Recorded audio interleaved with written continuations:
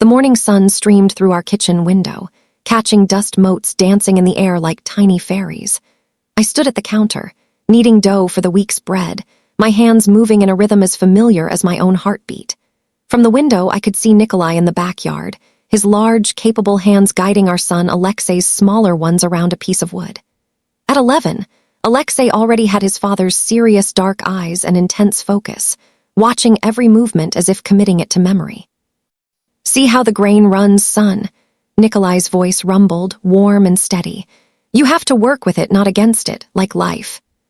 In the corner of the yard, our 8-year-old daughter Katerina danced, her bright sundress swirling around her as she sang a made-up song to the butterflies. She was all light and movement, my wildflower in a world that often seemed too gray. This was our sanctuary. The house Nikolai had bought with his first big contract, a modest 2-story with a wraparound porch that needed painting and a yard that needed fencing. But to us, it was a palace. Every scuff on the hardwood floors told a story of our life together, of late-night conversations over tea, of Christmas mornings surrounded by torn wrapping paper, of slow dances in the living room when we thought the children were asleep. Nikolai came in through the back door, his work boots leaving faint traces of sawdust on the clean floor. He didn't apologize, just caught me around the waist and kissed my neck, his beard tickling my skin. "The Henderson account is finally signed," he murmured against my hair. "We're secure for another year, my love." I turned in his arms, smiling up at him. I never doubted. He was everything to me, this strong, quiet man who had crossed an ocean with nothing but a dream and built an empire with his bare hands. Volkov Industries might not have been the largest logistics company in the city, but it was respected, solid much like the man who ran it. The doorbell rang, sharp and intrusive. I felt Nikolai tense slightly before he released me. "That will be Mother," he said, his voice dropping. "She insisted on coming by to discuss the quarterly figures." Irina Volkov swept into our home like an Arctic wind, her designer suit starkly out of place against our comfortable, slightly worn furniture. Her eyes, the same dark shade as Nikolai's but without their warmth, scanned the room, missing nothing. "Anya," she said, her kiss landing like a butterfly on my cheek. "Still baking your own bread. How? Quaint." Behind her, Dmitri slouched, his expensive shoes tracking mud across the floor I had mopped that morning. At 35, he still had the petulant look of a boy who had been denied a treat. "Nice place," he said, though his tone suggested otherwise. "A bit small for a family, don't you think, brother?" Nikolai's hand found mine, squeezing gently. "It's home," he said simply. Later, as Irina picked at the lunch I had prepared, she fixed her son with that calculating stare I knew so well. "The board is concerned about your expansion plans, Nikolai. They feel you're being overly ambitious." "The board consists of you, Mother, and Dmitri," Nikolai said evenly. "And I've explained this expansion will secure our future." "Your future seems quite secure," she sniffed, looking around the kitchen pointedly. After they left, the house felt different, as if their presence had sucked all the warmth from the rooms. Nikolai found me at the sink, staring out the window. "Don't let them get to you, my love," he murmured, wrapping his arms around me. "This life we've built, this family, it's everything. They can't understand that." I leaned back against him, drawing strength from his solid presence. "I know, it's just, sometimes I feel like they're waiting." "Let them wait," he said, turning me to face him. His eyes were serious. "Everything I have, everything I am is for you and the children. Never doubt that." He kissed me then, and for a moment the shadow lifted. But somewhere deep in my soul, a tiny warning bell had begun to ring. The Tuesday it happened started like any other. I packed Nikolai's lunch, thick slices of rye bread, cold chicken, pickles, the same lunch I had been packing for 12 years. He stood at the door, shrugging into his jacket, his briefcase in hand. "Don't wait up," he said, kissing me goodbye. "I have to finalize the Henderson account paperwork. I shouldn't be too late." He ruffled Alexei's hair as our son walked past, nose already buried in a book. "Take care of your mother while I'm gone." Alexei nodded seriously. "Always, Papa." Then Katerina came flying down the stairs, her hair a tangled mess, demanding a goodbye hug. Nikolai caught her, spinning her around until she giggled, the sound like bells in the morning quiet. "I love you, my little songbird," he said, setting her down gently. "And I love you to the moon and back, Papa," she declared, as she did every morning. Those were the last words they would ever exchange. The phone call came at 3:17 p.m. I remember because I had just taken cookies out of the oven, and I was watching the clock, thinking I had just enough time to clean up before the children got home from school. The voice on the other end was calm, professional, and utterly devastating. "Mrs. Volkov, this is Metro General Hospital. There's been an incident. Your husband has been brought in. I'm afraid you need to come immediately." The world narrowed to a single, terrifying point. I don't remember driving to the hospital. I remember the smell of antiseptic, the two bright lights, the squeak of my shoes on the polished floor. A doctor emerged from behind a curtain, his face grim. "Mrs. Volkov, I'm Dr. Evans, I'm sorry. We did everything we could. It was a massive coronary. He was gone before the ambulance arrived." Gone, the word made no sense. Nikolai couldn't be gone. He had just been in my kitchen, smelling of soap and fresh air. He had kissed me goodbye. They led me to a room where he lay on a gurney, a sheet pulled up to his chin. He looked peaceful, as if sleeping, but when I touched his hand, it was already cool. The world dissolved around me. Somehow I made it home. The cookies still sat on the counter, untouched. The children found me there, sitting in the dark, unable to move, to speak, to breathe. "Mama," Katerina's small voice trembled. "Where's Papa?"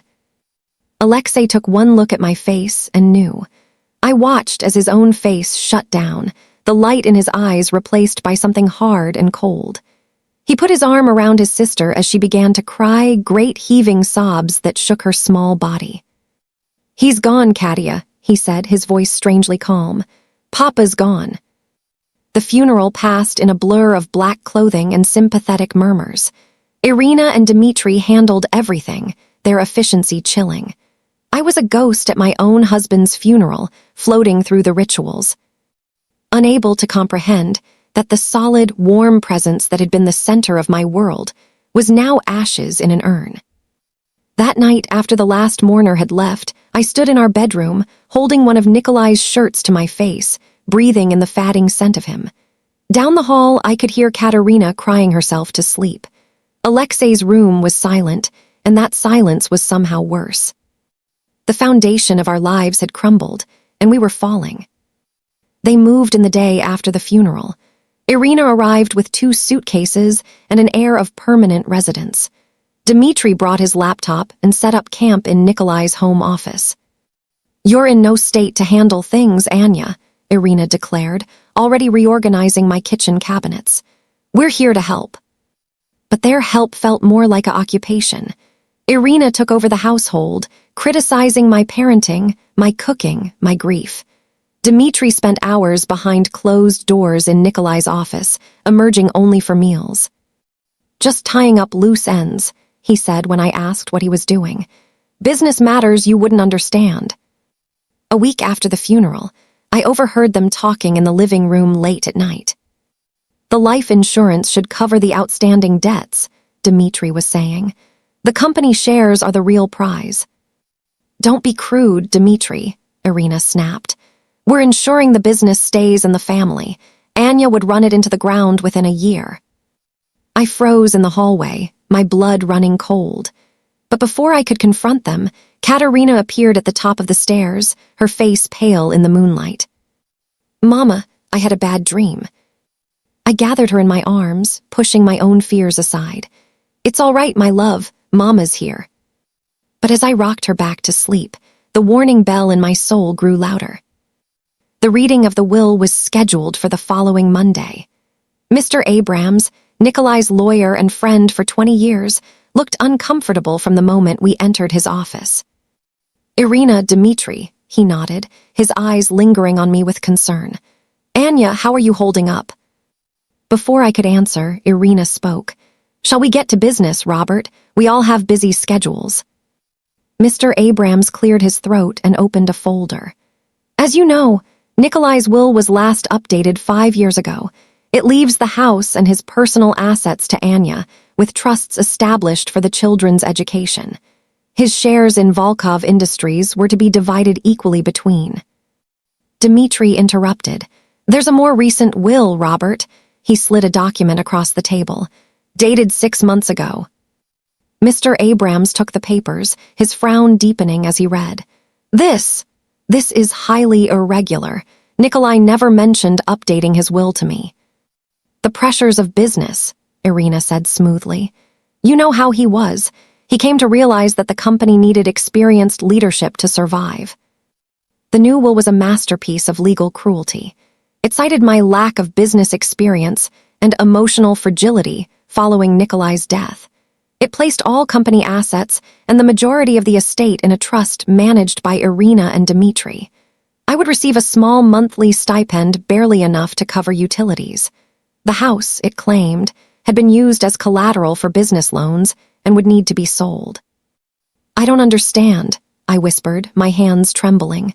This can't be right. Nikolai would never. People change, Anya, Irina said, not unkindly. He wanted to protect you from burdens you're not equipped to handle. Mr. Abrams looked from the document to my devastated face. Anya, I can challenge this, but it will be expensive, and with the language in the will. I saw the truth in his eyes. They had won. They had taken everything. I signed the papers with a hand that shook so badly the signature was barely legible. As we left the office, Dmitri patted my shoulder. Don't worry, Anya. We'll take good care of everything. Their everything had been my whole life. The eviction notice came 30 days later. We had to be out by the end of the week. As I packed our lives into cardboard boxes, Irina supervised, pointing out items that belonged to the estate. The silver service was a wedding gift from the Volkov family, she said, taking the box from my hands. And Nikolai's watch should stay in the family. It was a Rolex I had given him for our 10th anniversary, purchased with money I had saved for years. I watched helplessly as Dmitri slipped it onto his own wrist. Our new home was a single room in a decaying building on the wrong side of the city. The air smelled of stale cigarettes and despair. The first night, the heating failed, and we huddled together under every blanket we owned, our breath misting in the frigid air. Alexei held his shivering sister, his face a mask of grim determination. It's temporary, Mama, he said, his voice too old for his years. We'll get through this. The small stipend vanished quickly, swallowed by rent and groceries that grew more expensive every week.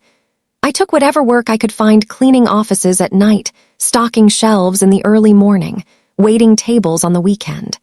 I existed in a permanent state of exhaustion, my body aching, my heart numb. The children suffered quietly. Alexei retreated into books, teaching himself advanced mathematics and coding from library computers. Katerina stopped singing, her vibrant spirit dimming day by day. She started having nightmares, waking screaming about monsters taking her father away. One particularly bleak evening, I returned from a double shift to find Katerina burning with fever. The medicine cost what I had put aside for the electricity bill. I stood in the pharmacy, clutching the money, tears of frustration and fear streaming down my face. That night, as I watched the medicine slowly bring Katerina's fever down, something in me broke. Or perhaps, something in me finally solidified. The grief and fear crystallized into a cold, hard diamond of resolve. I looked at my children, Alexei with his fierce intelligence, Katerina with her resilient spirit, and I knew we would not just survive this. We would conquer it. The war had begun. The change in Alexei was subtle at first. He started coming home from school later, his backpack heavier with books he'd borrowed from the library. He began spending hours on the public library's computers, his fingers flying across the keyboard.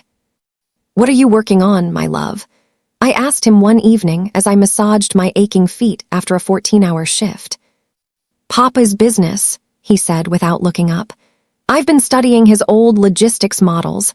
They're brilliant but inefficient. I can make them better." I stared at my 11-year-old son, seeing not a child but a young man with his father's mind and his grandmother's determination. How can you make them better? He turned the screen toward me, showing lines of code that might as well have been hieroglyphics. Papa's system was reactive. It responded to problems. Mine will be predictive. It will see problems before they happen. Meanwhile, Katrina had discovered her own form of rebellion. She started a small business selling her drawings to classmates, quick, beautiful sketches of animals and fantasy creatures. The money was negligible, but the pride in her eyes was priceless. They laughed at my old shoes today, she told me one afternoon, counting out her earnings, $3.75. But I don't care. I'm going to buy my own shoes soon. We began holding family meetings. After dinner, our heads closed together as we planned our escape from poverty. Alexa was the strategist, Katrina the morale officer, and I was the engine that would drive us forward. I enrolled in night classes at the community college business management, accounting, anything that might give me an edge. I studied while the children slept, my textbooks illuminated by the streetlight outside our window. The words blurred together after 10-hour workdays, but I pushed through, driven by the memory of Dmitri's smug face as he took Nucola's watch. One particularly difficult night, as I struggled with a complex accounting problem, Alexa appeared at my side with a cup of tea. "Remember what Papa always said, Mama," he murmured, his hand on my shoulder. "The wood has grain. You have to work with it, not against it. Our poverty is the grain. We will work with it." I looked at my son, really looked at him, and saw the man he would become. And in that moment, I knew we would not just survive. We would prevail. The years that followed were a study in relentless forward motion. While other teenagers were going to parties and worrying about prom, Alexa was winning science fairs with his improved logistics algorithms. While other girls were experimenting with makeup, Katrina was building a small but thriving business designing logos for local companies. I worked and I studied, and I watched my children transform before my eyes. The softness of childhood melted away, replaced by a sharp-edged resilience that both broke my heart and filled me with pride. When Alexa won a full scholarship to MIT, I allowed myself to hope for the first time in years. The night before he left, we sat together in our tiny apartment, Katrina asleep in the next room. "Remember the promise I made, Mama," he said, his voice quiet in the dark. "I'm going to keep it." "I know you will, my love," I whispered, brushing the hair from his forehead, a gesture he would have shrugged off in the light but tolerated now. "But don't let this anger consume you. Your father wouldn't want that." "Papa would want justice," he said, and there was something in his tone that sent a shiver down my spine. "And he'll have it." At MIT, Alexa flourished. His professors called him a once-in-a-generation mind. He spent his free time not on parties or dating, but on refining his system now called Aether-Global. He would call us every Sunday, his voice crackling with excitement as he explained his latest breakthrough. Meanwhile, Katrina earned her own scholarship to Parsons School of Design. Her natural talent, honed by years of practical experience, made her stand out immediately. But unlike her brother, she never lost her joy. Her revenge would be living well, something she reminded us of often. "When we're rich," she'd say, sketching designs for her latest project, "I'm going to buy a house with a garden, and I'm going to sing in it every morning." While they studied, I prepared. I earned my business degree, then my MBA. I networked relentlessly, finding mentors in unexpected places. I studied the Volkov's business, learning its weaknesses, its pressure points. I attended industry conferences, watching Dmitri from a distance as he struggled to maintain the company his brother had built. He had expanded recklessly, taking on debt the company couldn't handle. The quality that had been Nucola's trademark was gone, replaced by corner-cutting and cheap solutions. The Volkov empire was rotting from within, and Dmitri was too arrogant to see it. The year Alexa graduated, summa cum laude, with multiple job offers from Silicon Valley's biggest companies, he turned them all down. "We have our own company to build, Mama," he said when he returned home. "It's time." We pooled our savings, $3,000 in total, and rented a desk in a shared workspace. Aether-Global was born. Our first office was a converted storage closet in a building that smelled of damp carpet and desperation. But to us, it was the most beautiful place in the world. Alexa coded day and night, surviving on coffee and determination. Katrina designed our branding, a sleek, modern logo that belied our shoestring budget. I handled the business side, the incorporation papers, the taxes, the endless cold calls. Our first break came from a small shipping company on the verge of bankruptcy. The owner, a weary man named Frank, agreed to meet with us as a favor to a mutual acquaintance. "Your system can really save me 30% on fuel costs," he asked, skepticism written across his face. 40, Alexa said calmly, "and reduce delivery times by 15%. Frank laughed, a harsh, tired sound. "Kid, I've had salesmen from companies 100 times your size make me the same promise." "Let me show you," Alexa said, opening his laptop. 2 hours later, Frank was leaning forward, his exhaustion replaced by excitement. "How soon can you install this?" Within a month, Frank's company was turning a profit for the first time in 3 years.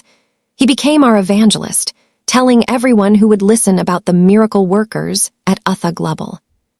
The real turning point came when we pitched to Isabella Russi, the most feared and respected venture capitalist in the city. She was known for her brutal honesty and impeccable instincts. The night before our meeting, we rehearsed until we could have given our presentations in our sleep. But nothing could have prepared us for the reality of Isabella's office, all glass and steel, with a view that seemed to encompass the entire city. She listened in silence as Alexa explained the technology, as Katrina presented the branding, as I outlined the business plan. When we finished, she steepled her fingers, her dark eyes moving from one of us to the next. "Interesting," she said finally. "The technology is solid, the branding is exceptional, the business plan is adequate." She leaned forward. "But that's not why I'm going to invest." We waited, barely breathing. "I'm investing in the three of you," she said. "I see the fire in your eyes. This isn't just a business for you, is it?" "No," I said, meeting her gaze squarely. "It's a reckoning." A slow smile spread across her face. "Excellent. Reckonings are very profitable." Her investment transformed us overnight. We moved from our storage closet to a proper office. We hired our first employees, brilliant, hungry young people who saw the potential in what we were building. Aether-Global began to grow, slowly at first, then with gathering speed. 5 years after we started, we were a recognized name in the industry. 10 years, and we were the industry standard. Alexei was featured on the cover of Forbes, his boyishness replaced by a commanding presence.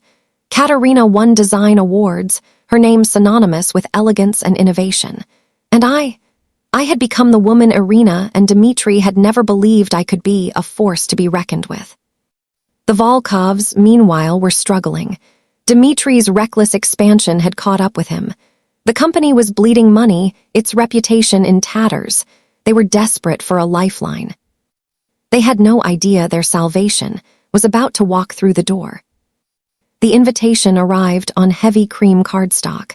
"The Volkov Foundation requests the pleasure of your company at its annual charity gala."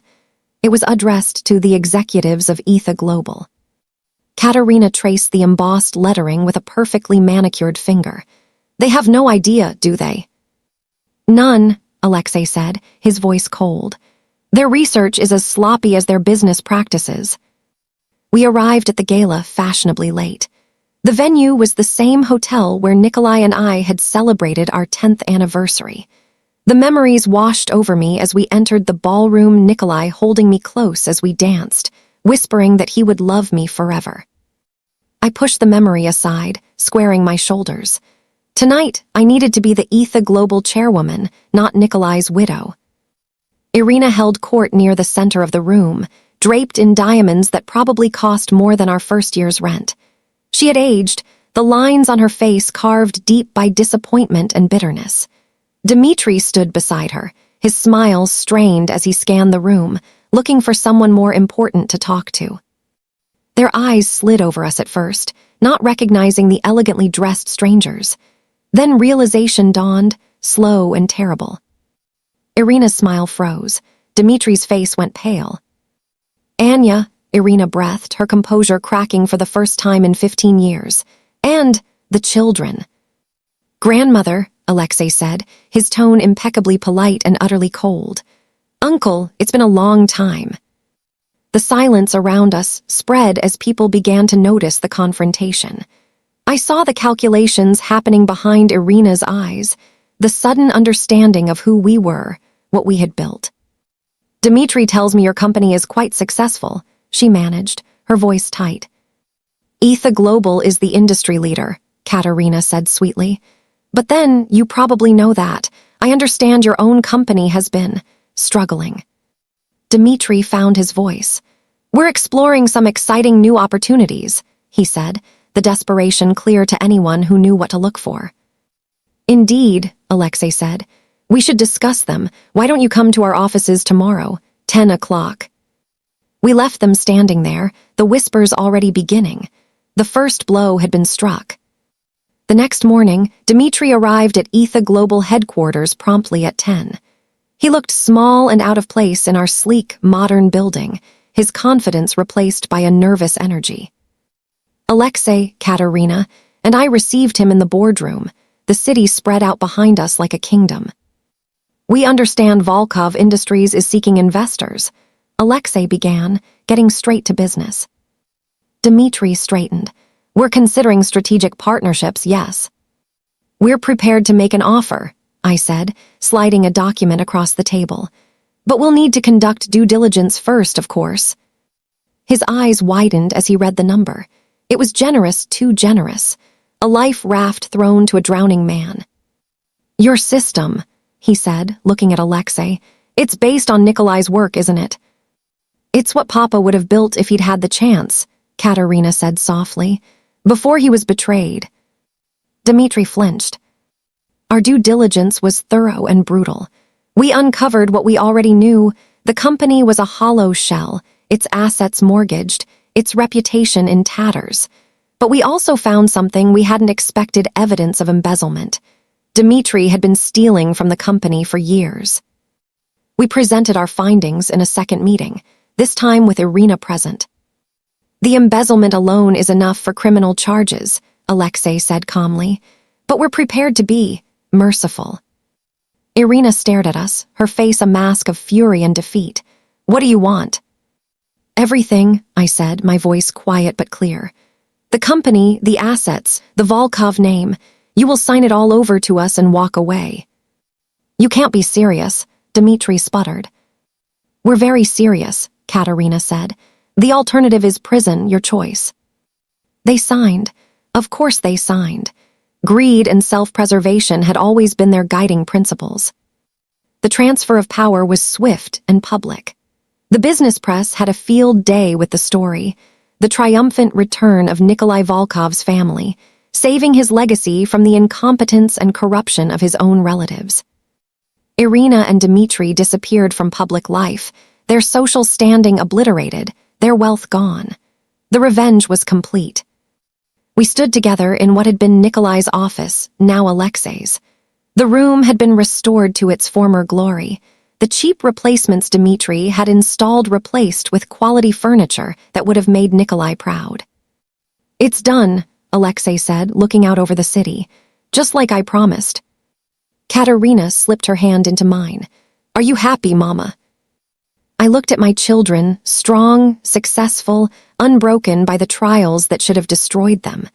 I thought of Nikolai and knew he would be proud of the people we had become. Yes, my love, I said, squeezing her hand. I'm happy.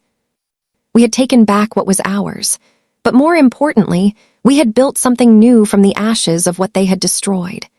The anger that had fueled us for so long had finally burned itself out, leaving behind something stronger, a legacy not of wrath, but of resilience. The inheritance they had tried to steal from us had never been the money or the company. It had been Nikolai's love, his integrity, his belief in us. And that was the one thing they could never take. The past was finally, truly behind us. and the future was ours.